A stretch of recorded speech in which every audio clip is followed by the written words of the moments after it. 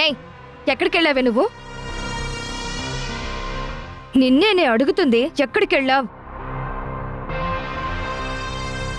ఇంట్లో birthday function జరుగుతూ ఉంటే ఎవరు మటుకు వాళ్ళని వదిలేసి నీ ఇష్టం వచ్చినట్టు చెప్పా పెట్టుకుంటూ బయటికెళ్ళావా?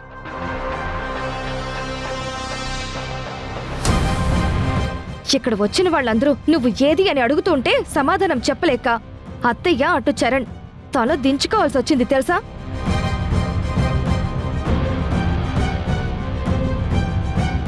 ఇప్పుడే కదే చెప్పింది, ఎందుకు రాగానే దాని మీద అరుస్తున్నావు?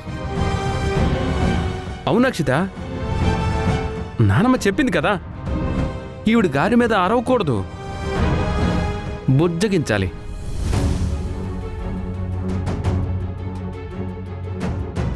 ఆవిడ ఎందుకు లేకుండా వెళ్ళిపోయిందో అడగాలి, అంతేగా నానమ్మ? అదేదో నేనే అడుగుతాను, చెప్పు. ఇంట్లో నా బర్త్డే ఫంక్షన్ జరుగుతుంటే ఎక్కడికి వెళ్ళిపోయావు?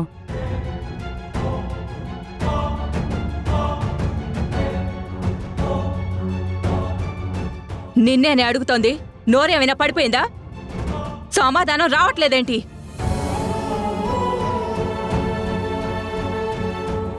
అంటే బర్త్డే ఫంక్షన్లో నీ గురించి అనుకుంటారు అని, నువ్వు లేకపోతే వీళ్ళని ఏదో ఒకటి అంటారు అని వీళ్ళు అవమానపడాలనే కదా.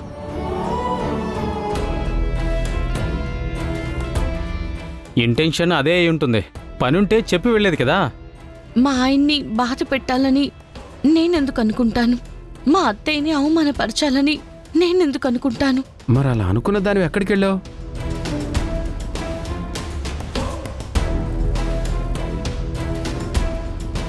చెప్పమ్మా, ఏ పని మీద వెళ్ళావు, ఎక్కడికి వెళ్ళావు? కారణం లేకుండా వదిన ఎక్కడికి వెళ్ళదు నానా. అదేరా, ఆ కారణమే కదా చెప్పమంటుంది. చెప్పే. నాకు తెలిసిన వాళ్ళొకరు హాస్పిటల్లో ఉన్నారండి. వాళ్ళకి ప్రాణం మీదకొచ్చిందండి. ఆ పరిస్థితుల్లో నేను ఖచ్చితంగా వెళ్లాల్సొచ్చింది. కాబట్టి ఫోన్ రాగానే హడావిడిలో నాకింకెవరితో మాట్లాడే పరిస్థితి లేకపోయింది. అందుకే చెప్పా పెట్టకుండా హాస్పిటల్కి వెళ్ళిపోయాను.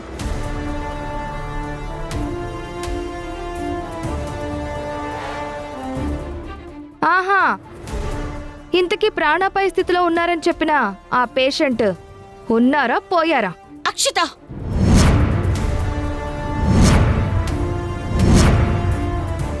ఏంటా మాటలు? వాళ్ళకేం కాలేదు, వాళ్ళు క్షేమంగానే ఉన్నారు. కానీ ఇప్పుడు నీ పొజిషన్ క్షేమంగా లేదు. అంటే ఇక్కడ నీ కుటుంబం కంటే, నీ భర్త కంటే, నీ అత్తగారి పరువు కంటే, ఈ ఇంటి గౌరవం కంటే నీకు వాళ్ళెవరో ముఖ్యమైపోయారన్నమాట, అంతేగా? అది కాదత్తయ్య గారు. ఏం కాదే, వచ్చిన గెస్టులందరి ముందు నువ్వు లేవనేసరికి ఎంత అవమానపడాల్సి వచ్చిందో తెలుసా? నలుగురు ఎలా మాట్లాడారో తెలుసా? సరే, నాకంటే కొత్త కాదు, నిన్ను పెళ్లి చేసుకున్న దగ్గర నుంచి నీ వల్ల అవమానాలు పడుతూనే ఉన్నాను. కానీ మా మమ్మీ అందరి ముందు తలదించుకోవాల్సి వచ్చింది. నీ కోడలు ఎక్కడా అంటే సమాధానం చెప్పుకోలేని పరిస్థితుల్లో నించోవాల్సి వచ్చింది. దానికి నేనేం చేయమంటావు? ఏమండి, మీ బర్త్డేని గ్రాండ్గా సెలబ్రేట్ చేయాలని అనుకున్న దాన్నే నేను కదా. అలాంటిది నేనే ఇక్కడ లేకుండా వెళ్ళానంటే పరిస్థితిని మీరు అర్థం చేసుకోండి. అర్థం చేసుకుంటారన్న నమ్మకంతోనే నేను చెప్పకుండా వెళ్ళాను. నీ పరిస్థితిని అర్థం చేసుకుంటాడని వెళ్ళాను అంటున్నావు, మరిక్కడ మా పరిస్థితి ఏంటో ఆలోచించలేదా? బర్త్డే ఫంక్షన్లో నాతో పాటు నా పక్కన నువ్వు ఉండాలని నేనేం అనుకోలేదే. కానీ వచ్చిన గెస్ట్ల ముందు మర్యాద కాపాడుకోవాలి కదా. కానీ నువ్వు చేసిన పని వల్ల మొత్తం అందరం అవమానపడ్డాం. మా అన్నయ్యని అందరూ చేతికని వాడిలో చూశారు. మా మమ్మీని కోడలు నదుపులో పెట్టుకొని లేదానివి అన్నారు.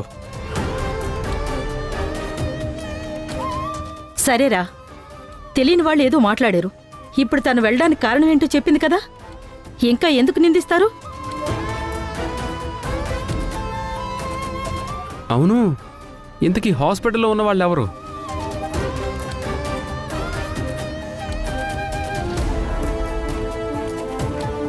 అది నాకు కావలసిన వాళ్ళండి. అన్నయ్య చెప్తుంది కదా, మనకు కావాల్సిన వాళ్ళు ఎవరైనా ప్రమాదంలో ఉంటే మనలో ఎవరైనా సరే ఆ టైంలో వెళ్తాం కదా. వదిన కూడా అదే చేసింది.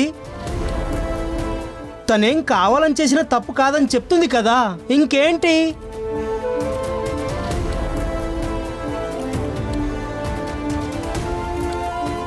వదిన, నువ్వు లోపలికి వెళ్ళు.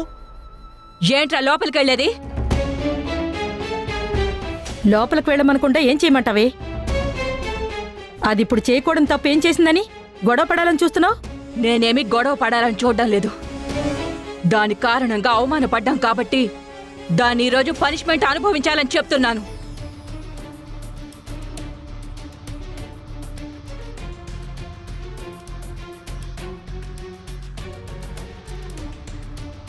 పనిష్మెంటా?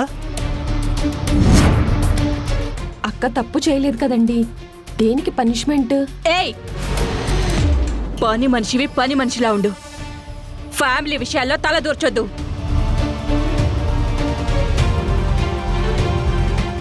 నువ్వు చెప్పింది కరెక్ట్ మమ్మీ. తప్పు చేసిన వాళ్ళకి ఖచ్చితంగా పనిష్మెంట్ ఇచ్చి తీరాలి.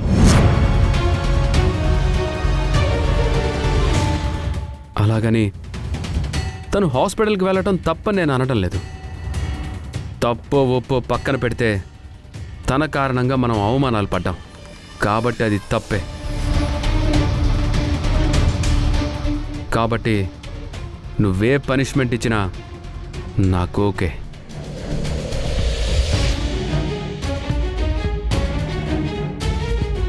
వాడి బర్త్డే ఫంక్షన్ జరగాలని డెకరేషన్ చేశానన్నావు కదా. వాడి పుట్టినరోజు నీకు జీవితాంతం మరుపురాని రోజుగా ఉండిపోవాలని ఏర్పాట్లు చేశానన్నావు కదా. ఈ రోజు మర్చిపోలేని రోజులాగా మాకు మిగిలిందే, అది అవమానాలతో.